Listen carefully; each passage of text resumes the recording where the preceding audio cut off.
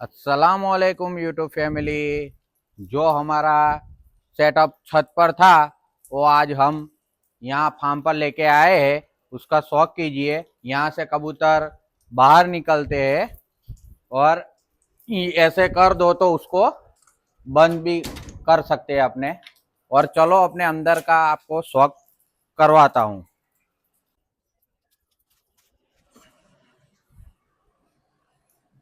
ये हमारा जो छत पे सेटअप था वही सेटअप है।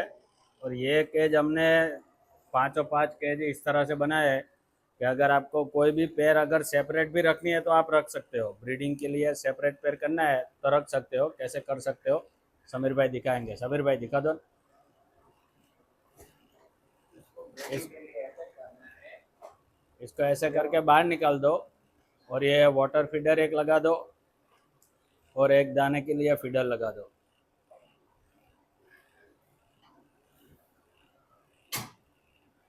और ये पूरा सेटअप, ये पांच केज है, पांचों पांच इस तरह से हो सकते हैं। कोई भी केज आप देख लो, सब केज इस तरह से हो सकते हैं। और ये हमारा हाई फ्लाइंग चीना कलदुम्बा है। इसका शौक हम आपको बाद में करवाएंगे।